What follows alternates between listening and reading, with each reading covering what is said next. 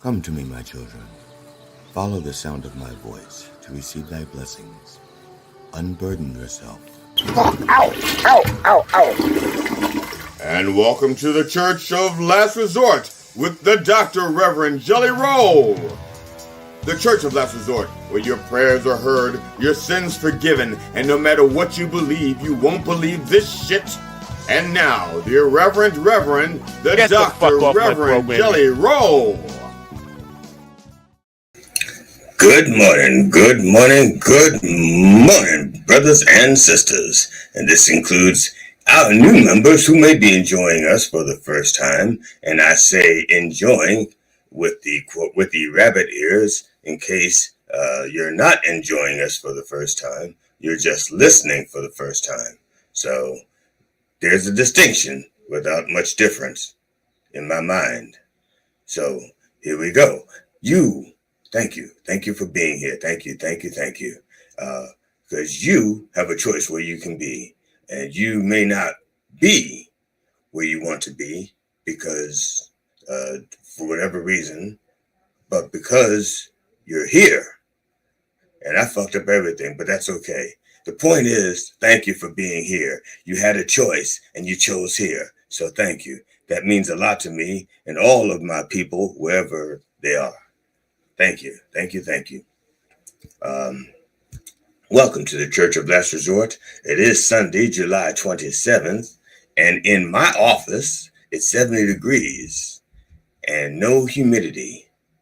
But on the other side of this wall, it's 75 degrees with 13% humidity, and it feels like 75.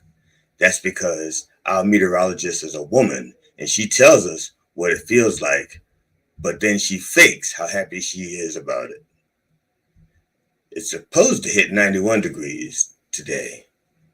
Now, our male meteorologist is going to tell you that it's 75, but what it should feel like is 9 inches. That's because that's how men do. They just do different.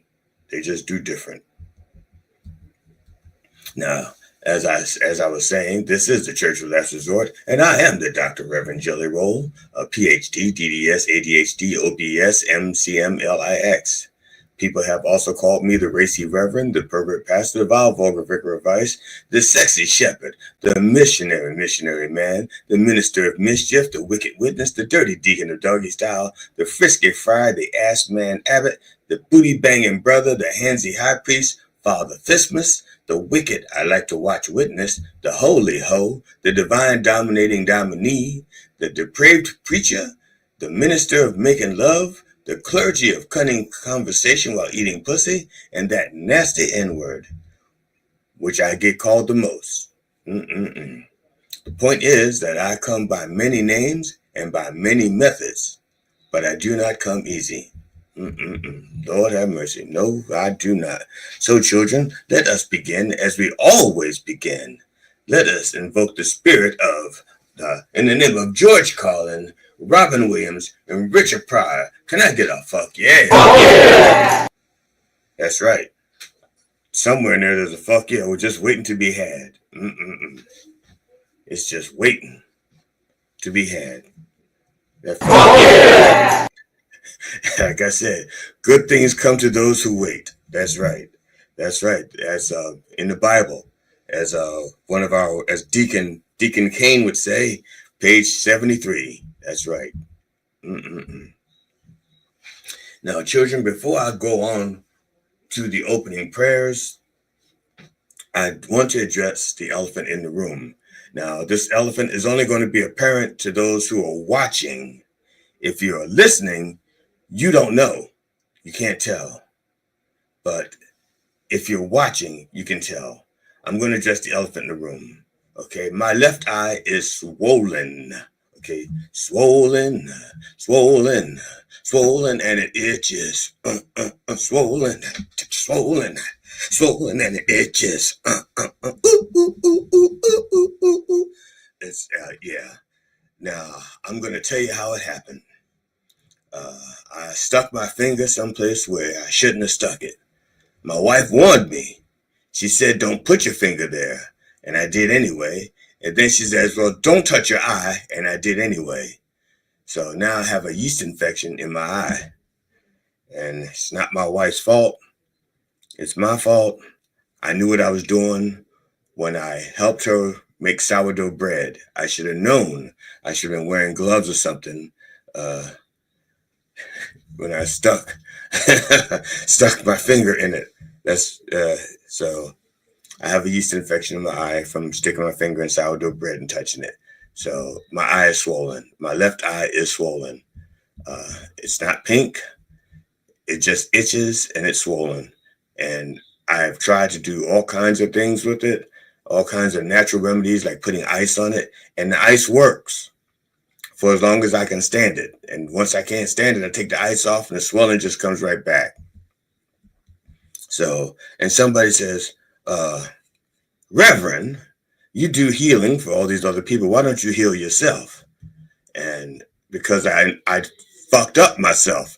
These hands is what caused it. I can't use these same hands to heal it. I have to use other hands. Don't you know a fucking thing about how healing works? I can't heal myself because these are the hands that did it. These hands are contaminated now. So first I have to heal the hands before I can heal. No, it don't work like that. It's just logical. Lord have mercy. It's been brought to my attention that Stephen, because I said I wanted to address the elephant in the room, and it's been brought to our attention that our deacon, Brother Stephen, is not here today. But that's not the elephant I was referring to. Okay. It's time for our opening prayers, sponsored by Tantally. If you need an opening, Tantally has your opening needs. If you, now, not all of your opening needs, apparently they don't have a head. So if you need the mouth opening, you ain't got that one. But all the other openings. So they look, go to the website, go to Tantally, and you'll see what they have in store for you or in stock for you. Check it out. Now, if someone or if you or someone you know is in need of a prayer by the Dr. Reverend Jelly Roll, please send your request for a prayer, a healing, forgiveness, or any such shit to me at drreverendjellyroll@gmail.com. That's DRREVJELLYROLLE at gmail.com. Just like it is on the screen. It's rolling across the bottom. Rolling across the bottom. That's right. If you can't see it rolling across the bottom, that's why I spelled it for you. DRREVJELLYROLLE at gmail.com. And please remember to put that E on the end. If you do not put the E on the end, I will not get your prayers to begin with. That's right. And if there's nothing, no E on the end, no prayer in the beginning. Plain and simple. Now for our disclaimer. While all prayers are heard, not all prayers are answered when we want them to be. Some loopholes and restrictions may apply. So if you'll be so kind, and that includes you, Mr. Rickety Rick on Kick. This includes you too, Rick on Kick. Rick on Kick. Please bow your head unless you're driving your car or your significant other. And if that is the case, just close your eyes and pretend you're with Jesus and not your significant other. That's right. Just pretend you're with Jesus, not with your significant other. Just close your eyes and pretend while we pray. Dear Lord, please bless Brother Malcolm Jamal Warner. Malcolm Jamal Warner, best known for his portrayal of Theo Huxtable on The Cosby Show, has died. He was 54. Bill Cosby is best known for his betrayal of women's trust. He's still alive. The doctor who tried to save the late Malcolm Jamal Warner from rough waters in Costa Rica last weekend has broken his silence. That's right. Probably checked with his attorneys, made sure that, look, no malpractice suit. I can talk? Okay, I'm going to talk. So, the Cosby Show star died at 54. He died by drowning last Sunday after he and his 8-year-old daughter got caught in a riptide. The child was rescued by a bystander. Warner's death was ruled accidental, and the cause was confirmed as asphyxiation by submersion. By coincidence, I am still fixated by Cosby's perversion. It's just a coincidence. The vacationing doctor, who asked to remain anonymous, gave the following account. The doctor was 660 feet away at the time they heard people crying for help. That's right. Not 659 feet, not 661 feet, 660 feet. And this is a crucial detail. Quote, this is the doctor's account, quote, there were very few people on the beach and the sea was rough. I ran to the area and entered the sea with my surfboard, heading into the rip current toward the person being pointed at by some beachgoers. After a few minutes, I saw a shadow, dove down, and pulled the person out.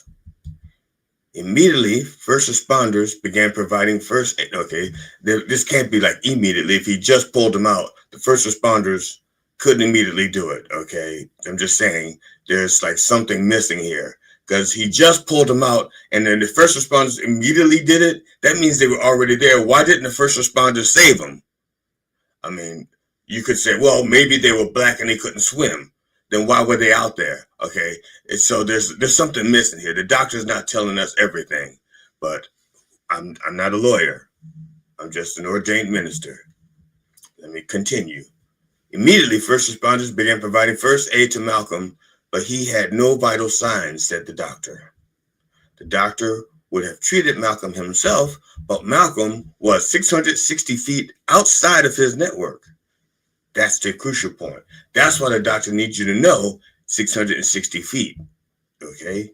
If he was 659 feet, he'd have been just inside the network and everything would have been totally different. Insurance, the whole bit. Probably would have even been covered.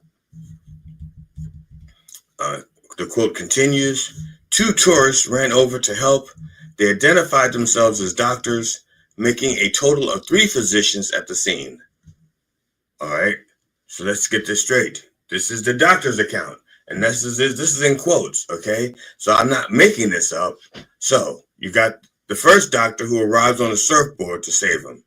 And then he says immediately first responders went to work, okay? And then he had 2 other physicians on the beach who came over to help, okay? And we'll get to that. See, you notice once he was inside that 660 feet, everybody wanted to help him. Everybody. He couldn't stop people from helping. But when he was 660 feet away, people were just pointing, going, oh shit, he needs help. I'd help him, but he's 660 feet out. That's outside the network. But once they dragged him inside that 660 feet, you couldn't swing a dead cat or a dead Jamal without hitting somebody in the medical profession. That's all I'm saying. A defibrillator was among the resuscitation efforts employed to save the actor, to no avail. Okay, the doctor's fees have been broken down thus. Basic life support, $940. Advanced life support, $1,277. Ambulance transport, $2,000. Now, they could have just cut out the middleman. They didn't need an ambulance if he was already dead on the scene, okay? They could have just gotten a hearse, and they just could have saved the $2,000. They could have transported him in a car. All right. The quote continues. The people The doctors, quote, the people who take part in this kind of rescue are always deeply affected, said the doctor. You have to understand it's not easy, and it also takes time to heal. Okay, for the doctors, Jamal isn't going to heal. Now, fortunately, his daughter, Jamal's daughter, who was with him, is 8 years old. She'll be fine because kids are resilient.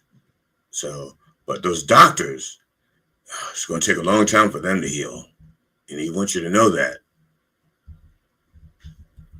The Caribbean Guard previously confirmed. Now, the Caribbean Guard would be the equivalent of our National Guard. So when I say the Caribbean Guard, it's not like they have one guard there who's Caribbean. No, it's the Caribbean Guard, the equivalent of our National Guard.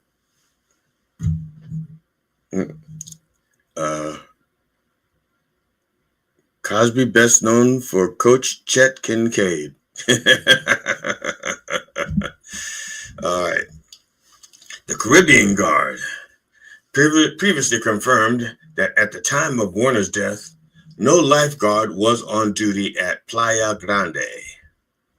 Now, I think Playa means beach and Grande means Ariana.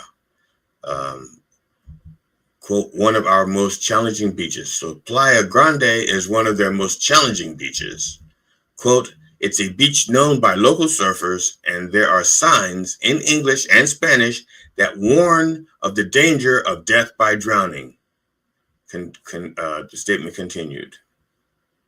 So, all asses have been sufficiently covered. The doctors have been covered by the 660 feet, and the fact that once he was inside the 660, they all tried to help and save him. The beach is off the hook because they posted signs in English and Spanish saying you could die drowning in this water because it's rough. So everybody's protected. That's why they're all talking now. They've covered their asses. Damn. And I thought my disclaimer was harsh. My disclaimer just says your prayers may not be answered when you want to. Their disclaimer says if you die, fuck it, it's your fault. Malcolm appeared in a multitude of shows, such as Dexter, where he portrayed Rita's lawyer, The Resident, where he portrayed A.J. Austin, Sneaky Pete, where he portrayed James Bagwell, American Horror Story, where he played Angus T. Jefferson. That sounds so fucking stereotype. Black Cal Jefferson. Moving on up. Okay, no. And he was in Suits, where he played Julius Rowe. Not to mention, he was a co-host on the Not All Hood podcast. There is an opening now on the Not All Hood podcast. Consider this my audition. Rest in peace, Malcolm. You said that you learned so many things from Bill Cosby. I guess swimming wasn't one of them.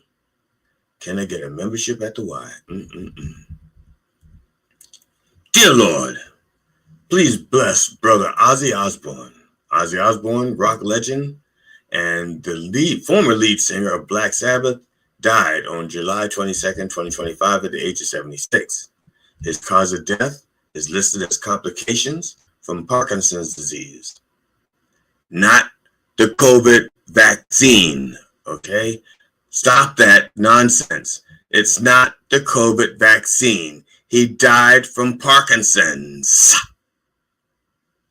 He performed his final concert just 17 days before the announcement.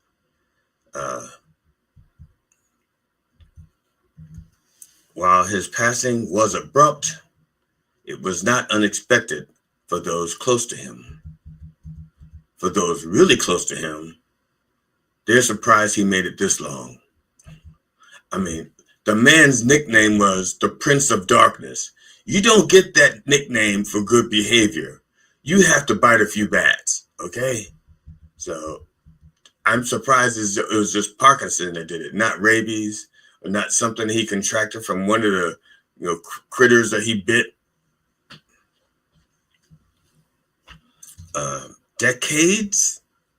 decades after his rise to heavy metal fame.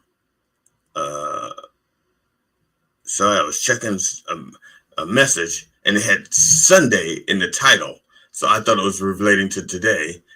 Well, it was relating to that. I thought it was relating to the show. But it was actually somebody trying to sell me air conditioning stuff, maintenance on a Sunday. And that's what I'm saying. Sunday's a great day. We have, fuck it. Okay, so let me restart the sentence again. And I'm going to delete this. Matter of fact, I'm just going to erase that other part. You didn't even hear it. It didn't even happen. You didn't even happen. Decades after his rise to heavy metal fame, the self-styled Prince of Darkness, his wife Sharon, and their two teenage children, Kelly and Jack, starred in MTV's The Osbournes, pioneering what the show's producers describe as reality sitcom. And I'm sure many of you remember that show. He would fumble around. Sharon! Sharon! How do you get the remote to work? Sharon! Sharon! Oh, God. How did he do that without drinking more water? Sharon! I don't know how he did it. That shit hurts. Hold on. Sorry.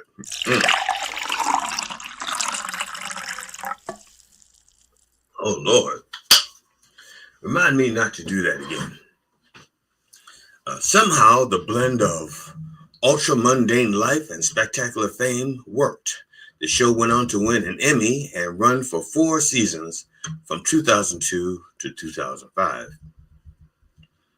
Ozzy also appeared in The Osbournes Want to Believe, which premiered on the Travel Channel in August of 2020 and featured Jack Osbourne attempting to convince his parents, Ozzy and Sharon, to believe in the paranormal.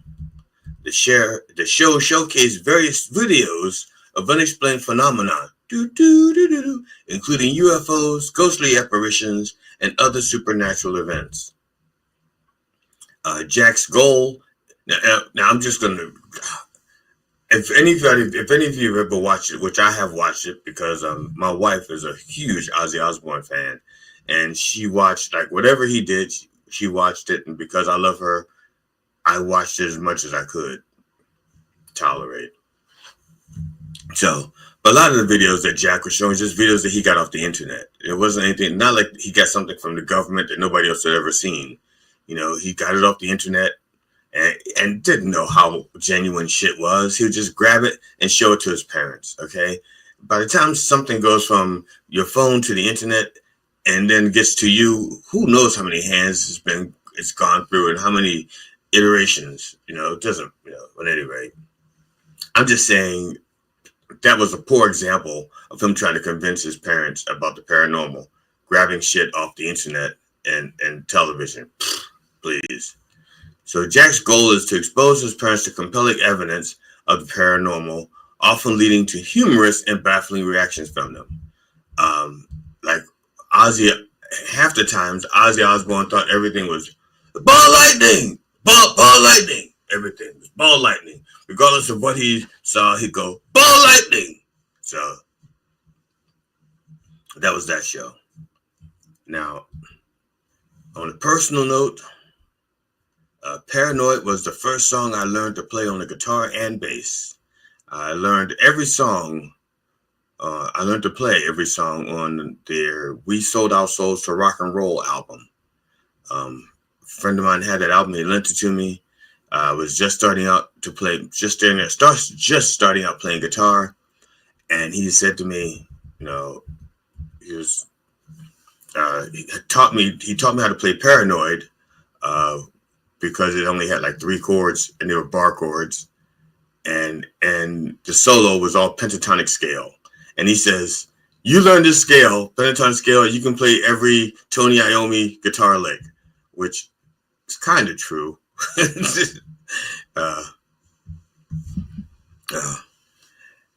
I didn't even touch on his solo career. And he had one hell of a career. Rest in peace, Ozzy. You conducted your life like it was a crazy train. And can I get all aboard? I I, dear Lord, please bless. It's gonna pain me to say it. It's gonna hurt to say this. It's gonna hurt. Dear Lord, please bless Brother Hulk Hogan. Hulk Hogan, former wrestling star and ardent Trump supporter, passed away on July 24th at his home in Clearwater, Florida. He died after suffering a cardiac arrest after hearing that Congress wanted to talk to Ghislaine Maxwell. What? Okay. He was 71. This comes just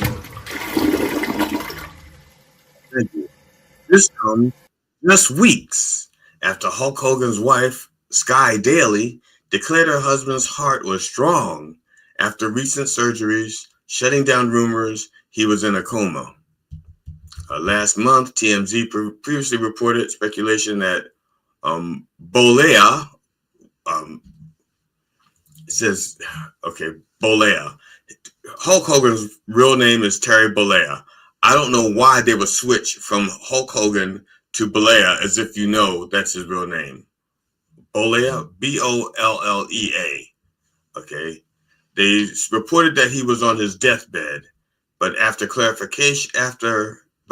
clarified he was simply dealing with symptoms following a neck procedure he underwent back in May. Now, they were quick to do that because some people, though, I'll talk about this in a second, but there used to be a media outlet called Gawker. There used to be. And we'll talk about that in a second. A bit of a second. Okay, like I said, Hulk Hogan's birth name was Terry Bollea, and he was also an actor, and he famously appeared in 1982's Rocky III, and he portrayed Thunder Lips. Now, I didn't see this movie, so I have no idea what Thunder Lips was about. That was his character's name. I don't know why they called him Thunder Lips. Of all the things they could have named him in fiction, Thunder Lips is with the character. They said, we have a character named Thunder Lips. You know who I think would be a good Thunder Lips? Hulk Hogan. Okay, so, and in this movie, Thunder Lips, the wrestling champion, fights Rocky, played by Sylvester Stallone, in a charity bout at the beginning of the movie.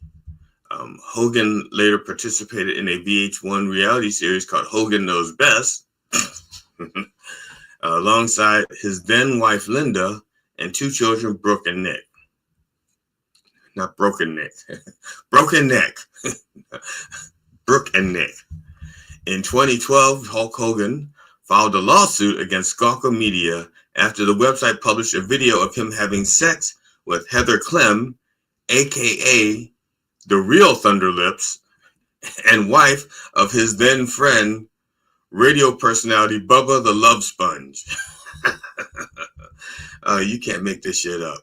Hogan claimed he was unaware that the encounter was being filmed and argued that the publication of the video constituted an invasion of privacy and emotional distress. Now, I'm not a lawyer, but the Gawker did not record the video, so they didn't invade a damn thing. Someone else recorded that and invaded their privacy. And if Gawker didn't record it, somebody gave them that video. They just showed it. They didn't invade his privacy. They exposed his privacy, which he'd already exposed on the video. Okay? Now, if Hulk Hogan knew that he was being filmed, he would have had some product placement. You know the man. He was a fucking professional wrestler. He was capitalism on steroids. And he also would have been more respectful in his use of the word nigger when discussing his daughter's DEI dating habits. That's right. That's right. On that video, not only was he fucking people, he was also disparaging his own daughter because I guess she dated niggers. She may not have been dating niggers. She may have been dating black people, but her father thought she was dating niggers. Since Hulk Hogan's death, there has been Okay, Hulk Hogan co-founded a beer company called Real American Beer. I don't know what they're saying about his beer and other beers made in America aren't real American. I don't know. But Real American Beer, okay, and it's been selling out across the country once they found out he was dead. Like they're not going to make more. It's like, oh, he's dead. He's not going to make any more. He wasn't making it in the first place. He put his name on it. They're going to keep making that shit, probably sell it to someone else now. You know, it's going to be made. People are fucking stupid. Rest in peace, Terry. This is 1-3 count you can't kick out of. That's right. Can I get a tap out? Dear Lord, please bless Brother Chuck Mangione. Or some people say Chuck Mangione. I say Chuck Mangione. He was a prolific composer and musician who had a 30-to-1 album-to-hit ratio. He died July 22nd. His cause of death is listed as natural causes. He was 84. And in lieu of taps,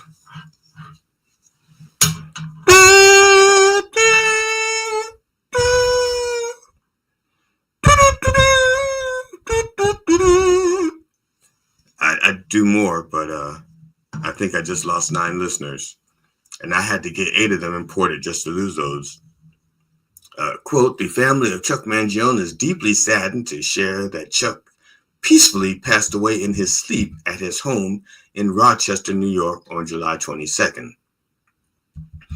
That sounds like Dave would have been happier if he had died peacefully, if he hadn't died peacefully in his sleep, but was wide awake and suffering.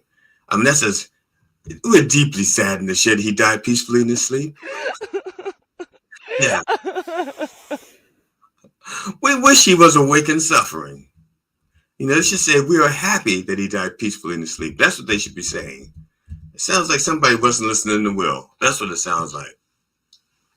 Now, a celebrated composer and virtuoso in the flugelhorn and the trumpet player, Mangione began taking music lessons at the age of 8 and played in a jazz combo with his pianist brother, Gap. Okay, if his brother had a real name and it wasn't Gap, they should have listed it. Because right now, this story just goes on. It just says Gap. Like, that's his real name. Gap during his high school years, okay? And then it says he and Gap were both heavily inspired by Dizzy Gillespie, a family friend and jazz great, whom their father adored. Gillespie would join the Mangiones for dinner whenever he was in town and became one of Mangione's biggest influences. Gillespie was so impressed by teenage Mangione's musical prowess that he gave him one of his trademark upsweat trumpets. That sounds like a pet name for a penis. Upsweat trumpet. Okay. I'm just saying, if Jeffrey Epstein did that, they'd call it grooming. Chuck Mangione is best known for his hit song, Feel So Good, from the album of the same name. Man, I'm gonna tell you, I loved playing that guitar part. I did. It just, you know, that and the guitar part from Chicago's 25 or 6-4. Those 2 guitar parts, I never got tired of playing. They were just so fucking fun for me. And man, to this day, if either one of those 2 songs are playing when I get out of the car, I don't get out of the car until the song's over. I just love the guitar parts that much. And I'm not saying they're the best guitar solos in the world, or they're the best ones, or the most challenging ones. I just love the way they played. I just love them. Rest in peace, Chuck. You were one bad brass flugelhorn player. Can I get a jazz combo to go? And finally, Lord, please bless the entire behind-the-scenes staff at Mind Dog TV. They're truly doing your work, helping to spread your word throughout the wordosphere. They could be anywhere today, but they are here wishing they were anywhere today. And that ought to count for something. Mind Are dog. you high right now? No, I'm not high. My eye is just swollen. It looks like I'm high, but my eyes just swollen and itchy, swollen and itchy. But if you're paying attention, you know that I'm not high. So they could be anywhere, but they're here today, just wishing they were anywhere else. And that ought to count for something, Lord. MindDogTV.com/merch. The place to go to get your Church of Last Resort gear, your Coffee with the Dog gear, and all kinds of gear. Your first gear, second gear, and neutral. That's right. So, brothers and sisters, let us have our obligatory bump for the Lord. Bless you, Lord.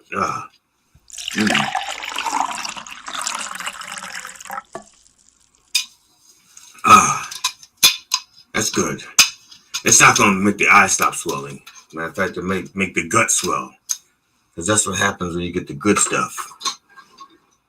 All right. So, brothers and sisters, in the name of George Carlin, Robin Williams, and Richard Pryor, can I get a fuck? Yeah, y'all. Oh, yeah. Thank you. Thank you, brothers and sisters. Thank you. Now, I just briefly mentioned Mind Dog TV, which we are affiliated with. We are also affiliated with Coffee with the Dog, which is also on Mind Dog TV. And for those of you who are familiar with Coffee with the Dog, you know they interview people from all walks of life and not walking life, like people in wheelchairs and stuff like that. But they just have to be alive. That's the only real criteria. They don't even have to be talented. But if you are talented and you do have a skill and you do want people to know about it, be it an author, a director, a producer, a writer, a musician, a comedian, and you want people to know about it, learn about you. There's a young lady here, Sister Curly Hair So Bright, can tell you how you can be a guest on Coffee with the Dog. Comedians, musicians, songwriters, filmmakers, authors, and podcasters. Coffee with the Dog is booking for the Summer and fall. now. Get free publicity and hone your interview skill in a fun and safe setting. Coffee with the Dog is a live live stream podcast based in New York that airs daily Monday to Friday 9 a.m. to 11 o'clock in syndication on iHeartRadio, as well as video streaming platforms like YouTube, Twitch, Rumble, and many other platforms. Guests usually come on remotely via StreamYard, like Zoom but easier, although occasionally we do in-studio interviews. The morning show focuses mainly on comedians and musicians, and they have interviewed many top names and classic celebrities such as Robert Klein, Mike Binder, Eddie Brill, Doug Stanhope, Steve Byrne, Paul Provenza, Jeff Altman, and many, many others. For booking, go to minddogtv.com/booking. Thank you, Sister Curly Hair So Bright. And this just in, it turns out that Chuck's brother Gap has a real name. I'm just learning that Gap's real name is Gaspari Charles of Mangione. And I think that's how they wrote it.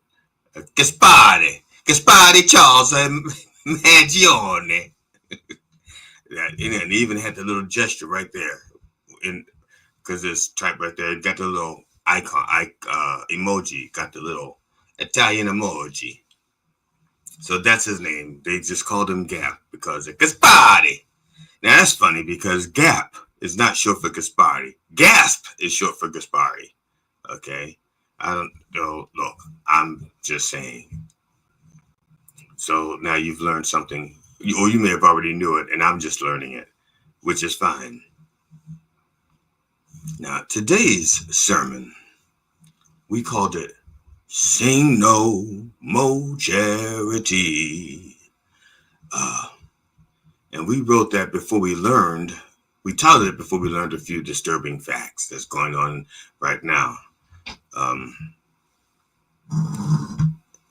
Let's just, for the sake of argument, I'm going to define charity. Not like it's defined in the dictionary. That's a nice definition, but I'm not going to use the dictionary. I could define it like it's defined in the Bible. It's a nice book, but that doesn't serve my purpose for today. I could define charity as it is defined by charities, but that will not help us today.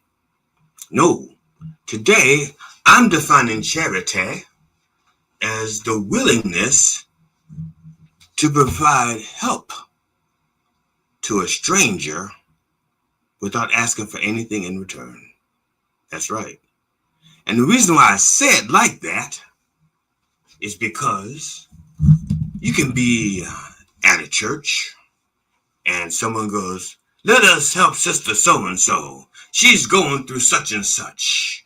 And let us lift her up and let us help her. And let us gather clothing and food and shelter and stuff for sister so-and-so. Okay? Sister so-and-so, by the sheer fact that you call her sister so-and-so, she's a member of your church. She's not a stranger. So that's not charity. You're helping out a friend. Okay? And the fact that you're, so that's number one. So that's not charity in my eyes. Or you give money to some organization and they send you a blanket and a code or something so you can deduct it from your taxes. That's not charity. You're getting something in return.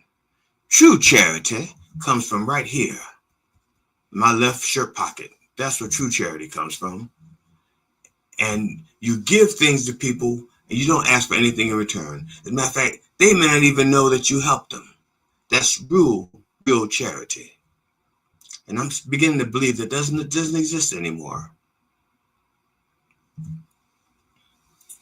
Now, I'm saying it because there's a difference between charity and responsibility. Okay? Our government has a responsibility to protect its citizens. That's a responsibility. It's not charity. Okay? When people in our country are going hungry, it is not charity to help them, for the government to help them. That's the government's responsibility. That's why we formed a government. Okay, we formed a government so that we could do together what we cannot do alone. Okay, we cannot protect ourselves alone. If you had 340 million people with guns, they could not stop an invasion of an army from across the sea or from across the border. But if you join together and get the power of the government behind you, now you got jet planes and pilots and an army. And so they can protect you. That's why we got a government. It's not charity to help the people who are in need. Because in that case, we are in need of defense. If somebody attacks us, we are in need of defense. So the government is not performing charity. It's doing its job. So when people are starving and they need food and the government cuts back on that, because they don't believe in charity, they don't know what charity means. That's responsibility. When you feed your own children, that's not charity. It's your responsibility. You're supposed to protect your children. And in a sense, even though we are the government, we are also the children of the government. It's kind of an oxymoron. But then again, if we weren't oxymorons, we wouldn't have had the government we got right now. Thank you very much. Now, so charity, as defined today by me, the good Dr. Reverend Jelly Roll, is to help people, help strangers without reward. Now, the government shirks its responsibilities often and says, we don't want to do it. So we're going to contract it out to people. We're not going to help you. We're going to pay someone else to help you so that they can make money off of it. And once they do it, when I say they, I mean corporations, they're in it for profit. So they're going to start cutting corners. They're going to do whatever they can to skip things. You know, and say, oh, our contract says we have to feed you. Doesn't say it has to be nutritious, depending on the contract. See, corporations don't have the responsibility to take care or protect people or consumers. Their first responsibility is to their shareholders by law. And after that, if people get helped, so be it. I'm saying this because a young child, J.K. Starks Jr. in Alabama, was in the custody of the state, technically. Actually, it was a contractor for the state. See? And the contractor was responsible for the child. The child was being taken to a visitation with his parents, supervised visitation, because the state, for whatever reason, did not think the child would be safe with their parents, unsupervised. But they had visitation. So a social worker took the child to visit the parents, supervised visitation. After the visitation was over, around 11 o'clock, again, this is in Alabama, and this is real recent. And you know how hot it's been real recently. After the visitation, around 11 o'clock, instead of returning that child back to foster care, where it was deemed it would be safe, that social worker had the child in the backseat of the car in a seatbelt, buckled up, because the child was only 3 years old. 3 years old. Buckled up in the back and left in the car while she ran errands. Okay? She ran errands from like 12 to 5. Well, technically from 11. Visitation was over at 11 till 5 p.m. The temperatures at that time were between 91 and 93 degrees outside the car. That's right, outside the car. Turns out that inside the car, it got as high as 105 degrees. And that poor child was stuck in that car for 5 hours in that kind of fucking heat. That child was removed from their parents' custody to keep it safe by the state of Alabama. And so the state of Alabama, in its wisdom, said, okay, we're taking you away from your parents to keep you safe.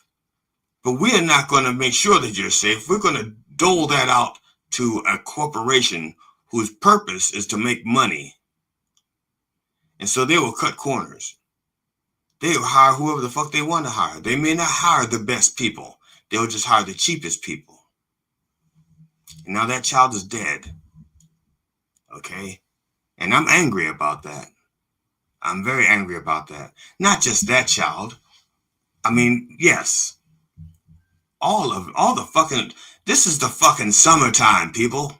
We got heat indexes out there in the hundreds. And you are dumb enough to leave a child in a car? What the fuck is wrong with you?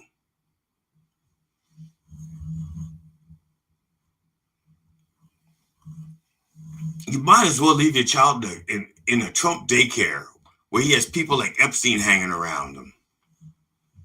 The only difference is when Epstein was finished with the children, they were dead on the inside, but they still had a chance of recovering. These kids, no chance of recovering. They're gone. Gone. Now, I'm going to pivot because that may be a little disturbing to you, the fact that happened. And I hope you are disturbed because I know I'm fucking disturbed. Okay.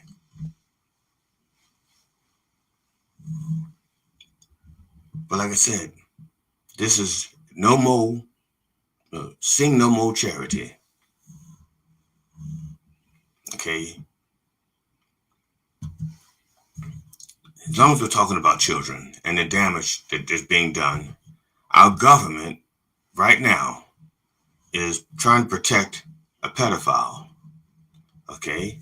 And they're not doing it for the sake of the country. They're doing it for the sake of one person, Donald Trump. Let's be clear. Let's be clear.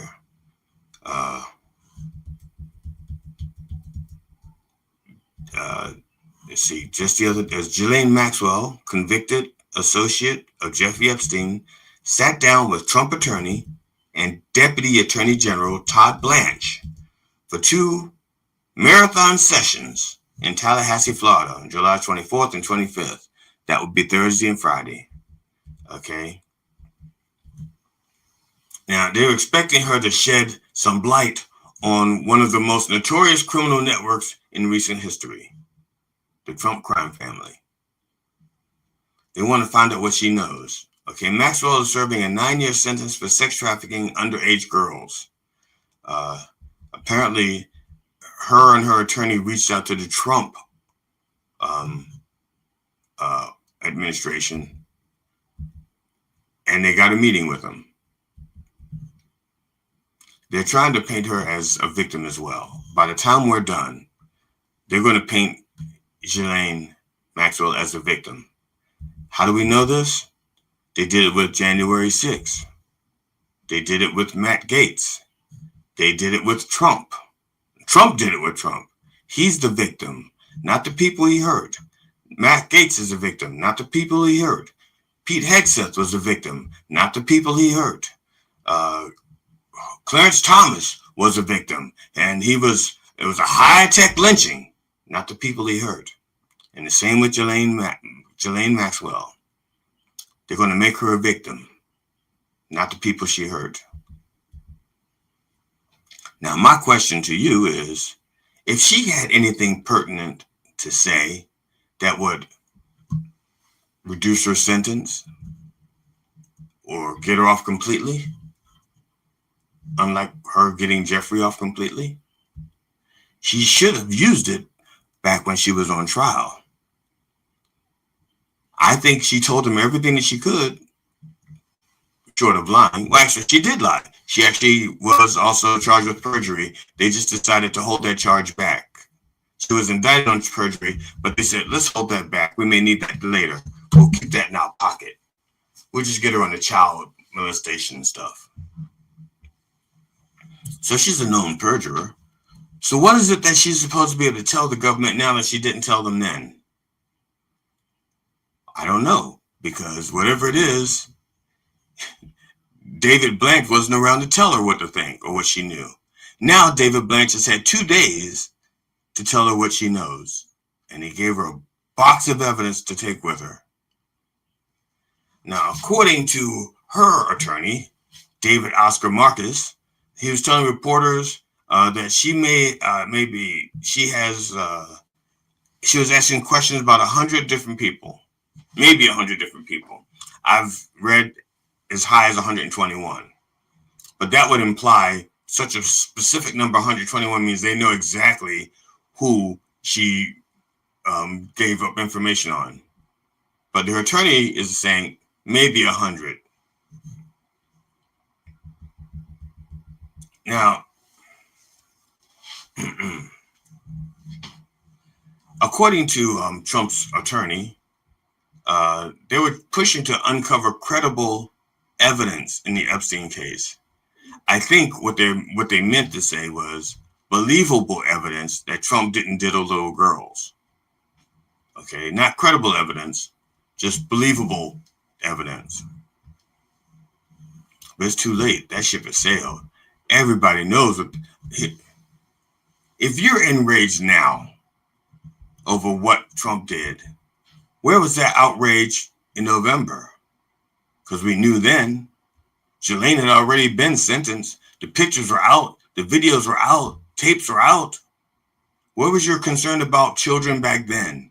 Where was your concern about pedophiles back then? Instead, you elect one to office. You elect one who is credibly adjudicated as a sex offender. He is an unregistered sex offender, Make no bones about it. You're upset now? Where was that outrage last year? Where was that outrage 6 years ago? Well, whenever it was he ran the first time, 10 years ago. We knew then what he was. You knew then what he was. You didn't do anything about it. You elected him. You elected someone who had video evidence and audio evidence that he was a pervert over someone who allegedly was holding children in the basement of a pizza joint that didn't have a basement. Fucking idiots. Fucking idiots.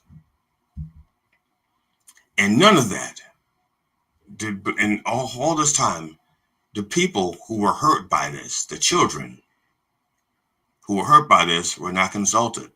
When Jeffrey Epstein was given his sweetheart deal, they didn't consult the victims. Jeffrey Epstein was just given a deal.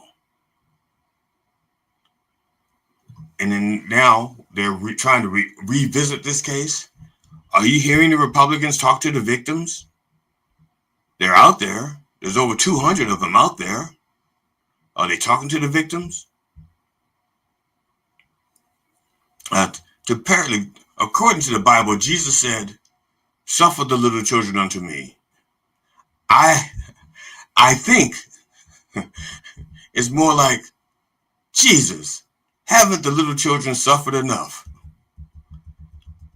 Why is that our government shirking its responsibility to protect us and the children? Why have they forgotten what charity is and responsibility? Okay, in this case, we're not even asking for charity. We're asking for justice. We're asking for them to be responsible for their citizens, the children, the least among us. We'll start there, and then we'll see if we can get minorities protected, and trans people protected, and women protected, and everybody else protected, other than just the fucking rich fucks that are doing these things. So as of right now, Maxwell has been offered some kind of partial immunity. And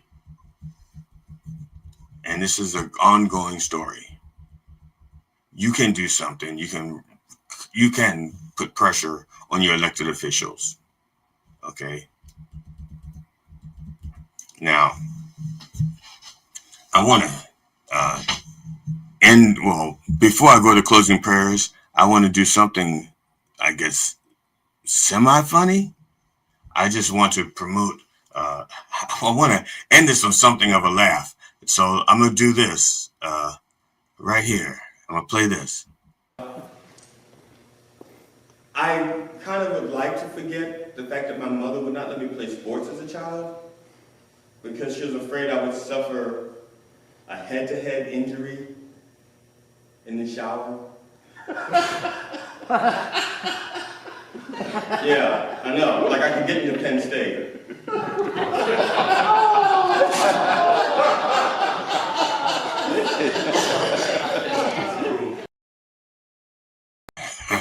Sorry about that. I should sold myself in there. I did that. That was my fault. I did that. Forgive me. I did that. And none of that, I didn't realize at the time that I picked that was G.D. Fenderson on Gig Salad, and not all of his jokes are about child molestation by Penn State. I didn't realize that there was going to be a connection there because that's not.